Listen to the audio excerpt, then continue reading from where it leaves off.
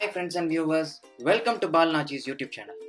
இன்னைக்கு நாம பார்க்க போற ரெசிபி அருமையான வெஜிடேரியன் கறி ஸ்பினாச் கோஃப்தா கறி.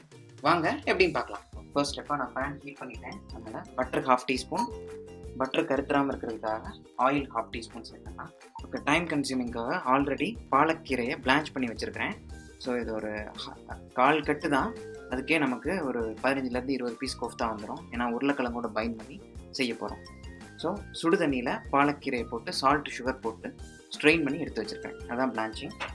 க்ரீன் சில்லி, ஒரு பெரிய க்ரீன் சில்லி ரஃப்பாக கட் பண்ணது, 2 பல்லு பூண்டு, 1/2 இன்ச் இஞ்சி அதையும் ரஃப்பாக கட் பண்ணி வச்சுருக்கேன். பெரிய வெங்காயம், அரை வெங்காயம் சாப் பண்ணி வச்சுருக்கேன், அதையும் சேர்த்துட்றேன். பிளான்ச் பண்ணி வச்சுருக்கிறேன் கீரை, மல்லி, கொத்தமல்லி 2 ஸ்ப்ரிங், ஒரே ஒரு பேலி இந்த சைஸ் இருந்தால் போதும். இதை வச்சிடலாம். இதை வதக்கிட்டு அரைச்சி பேஸ்ட் பண்ணிடுவோம். வதக்கியாச்சு. அந்த பாலக்கு கலர் வந்து ரீட்டைன் ஆகணும். ஸோ ரொம்ப நேரம் நீங்கள் வதக்கணுங்கிறது இல்லை, லேசாக அந்த ரா ஃப்ளேவர் போகிறதுக்கு தான் நம்ம இந்த ஸ்டெப் செய்கிறோம். ஸோ இப்போ ஆஃப் பண்ணிடுறேன். நான் மிக்ஸி ஜாரில் ட்ரான்ஸ்ஃபர் பண்ணிடுறேன் இதை. ஆனால் சூடோடு அரைக்க வேண்டாம். ஒரு 5-6 மினிட்ஸ் வெயிட் பண்ணுங்கள். அதோடைய சூடு ஆறுனதுக்கப்புறம் இதை அரைச்சி பேஸ்ட்டாக எடுத்துக்கலாம். நம்மளுடைய பாலக் பேஸ்ட்டு ரெடி ஆயிடுச்சு. வதக்கினதை அரைச்சி எடுத்துக்கிட்டேன். இப்போது கோஃப்தாவுக்கு தேவையான பைண்டிங் ஏஜென்ட் எல்லாத்தையும் போட்டுடலாம். 2 உருளைக்கிழங்கு, இதை நான் பாயில் பண்ணிவிட்டு தோலை உரிச்சிட்டு கிரேட் பண்ணி வச்சுருக்கிறேன். இதை சேர்த்துடலாம். மீடியம் சைஸ் உருளைக்கிழங்கு 2. தென் பன்னீர் 1/4 கப்பு, அதாவது 25-30 கிராம் பன்னீர், அதையும் நான் திருகி வச்சுருக்கிறேன். ஸோ அதை சேர்த்தாச்சு. லேசாக அங்கங்கே இனிப்பு கடிப்படும் போது ரொம்ப டேஸ்ட்டாக இருக்கும். அதனால் ட்ரை கிரேப்ஸ், அதாவது ரைசின்ஸ்ன்னு சொல்லுவோம் இல்லையா, காஞ்ச திராட்சை, அது வந்து 4-5 பல்லு. இப்போது மசாலாஸ் என்னென்னு சொல்லிடுறேன்.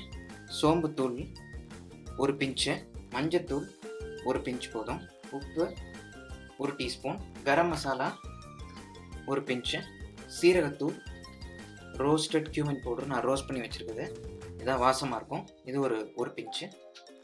தென் கசூர் மேத்தின்னு சொல்லுவோம் இல்லையா, வெந்தய இலை, நம்ம கிரேவிலையும் போடுவோம், கோஃப்தாவுக்கும் 1 பிஞ்ச் போட்டுடலாம்.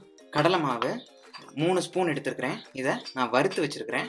ஸோ டைம் கன்சியூமிங்காக நான் இதுக்கு உங்களுக்கு காமிக்கலை. வறுத்துக்குங்க, அப்போ தான் பச்சை வாடை வராது. இதை எல்லாத்தையும் மிக்ஸ் பண்ணிங்கன்னா அந்த டோ பதத்துக்கு வந்துடும், அதாவது உருட்டின மாவு பதத்துக்கு வந்துடும். அதுக்கப்புறம் இதை உங்களுக்கு டிசைர்டு ஷேப்பில் உருட்டிக்கலாம். அது சிலிண்ட்ரிக்கல் ஷேப்பாக இருக்கலாம் அல்லது ரவுண்ட் ஷேப்பாகவும் இருக்கலாம். நம்மளுடைய கோஃப்தாவை அழகாக உருட்டிட்டேன். பாருங்கள், க்ரீனிஷ் கலரில் வந்திருக்கு. என்ன பண்ணிடணும்னா, ஃபஸ்ட்டு எல்லாத்தையும் உருட்டி எடுத்துக்கங்க. அதுக்கப்புறம் கார்ன்ஃப்ளவரில் டஸ்ட் பண்ணி பிரட்டிக்கிட்டிங்கன்னா நம்ம ஆயிலில் போடும்போது உங்களுக்கு கிறிஸ்பாகவும் வரும், அதே சமயத்தில் பிரியாது, பயப்பட வேண்டாம். நம்ம ஆயில் ஹீட் ஆகிடுச்சு. கார்ன்ஃப்ளவர் டஸ்ட் பண்ண கோஃப்தாவை ஃப்ரை பண்ணிக்கலாம். இதுதான் கலரு, கிறிஸ்பாயிடுச்சு. ஸோ இந்த ஸ்டேஜில் எடுத்துடலாம்.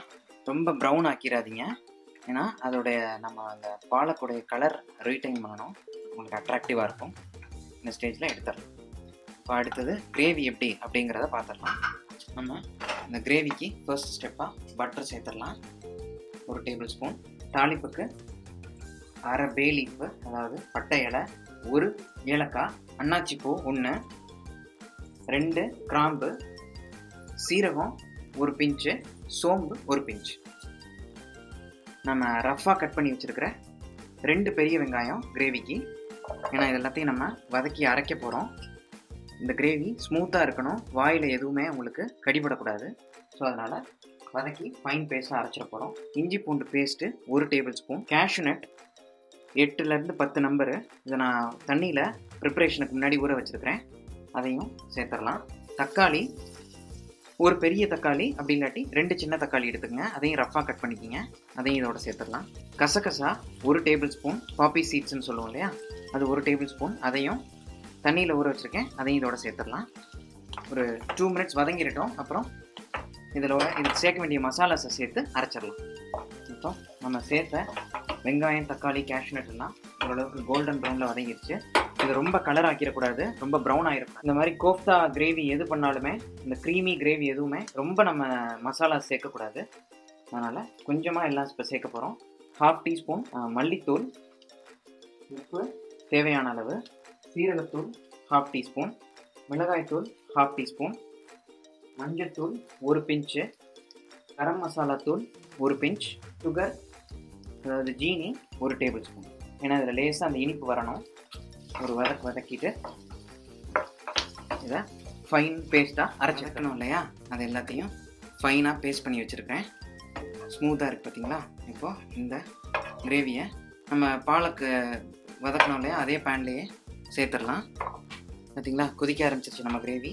இந்த ஸ்டேஜில் வேணும்னா லேசாக ஒரு 1/4 டம்ளர் தண்ணி ஊற்றிக்கிங்க. அதாவது ஏன்னா கொஞ்சம் கிரேவி தண்ணியாக இருக்கும் போது தான் நம்ம கோஃப்தாவை போடும்போது மறுபடியும் திக்காகும், இது நேரம் ஆக. ஸோ கிரேவி நீங்கள் ஃபினிஷ் பண்ணும்போது தின்னாக இருந்தாலே ஓகே தான். இன்னும் க்ரீம் வேறு ஊற்றினா இன்னும் திக்காகிடும். கொஞ்சோண்டு 1/2 டீஸ்பூன் கிட்ட கஸ்தூரி மேத்தி சேர்த்துடலாம். என்னடா இப்போ நான் ஸ்விட்ச் ஆஃப் பண்ணிடுறேன். ஆஃப் பண்ணிவிட்டு நம்ம க்ரீம் சேர்க்க போகிறோம். ஹெவி க்ரீம் அமுல்ல எல்லாம் நல்லாயிருக்கும். ஸோ இந்த இதுதான் நமக்கு இந்த கிரேவிக்கு ரிச்னஸை கொடுக்க போகுது.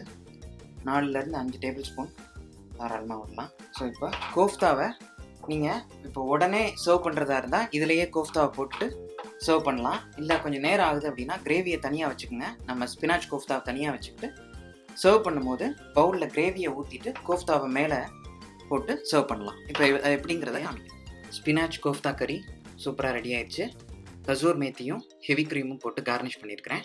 ஸோ இதை ஒரு அருமையான புலாவோட வீட்டில் சர்வ் பண்ணுங்கள். இந்த ஸ்டார் ரெசிபியை வீட்டில் ட்ரை பண்ணி பாருங்கள். எப்படி வருதுங்கிறத என்னோடய கமெண்ட் பாக்ஸில் தெரிவிங்க. இன்னும் நீங்கள் ஏதாவது இன்ட்ரெஸ்டிங் ரெசிபிஸ் தெரிஞ்சுக்கணும்னு ஆசைப்பட்டாலும் என்கிட்ட ஷேர் பண்ணுங்கள். நான் அதை உங்களோட பகிர்ந்துக்கிறேன். Star cooking is always possible at home, நம்ம டேக்லைன் சொல்கிற மாதிரி. ஸோ இன்னொரு இன்ட்ரெஸ்டிங் ஸ்டார் ரெசிபியோட உங்களை அடுத்த செஷனில் சந்திக்கிறேன். Until then, bye from Nachi. Please do share, subscribe with your friends. மறக்காமல் அந்த பெல் பட்டனை அமுக்குங்க. தேங்க்யூ.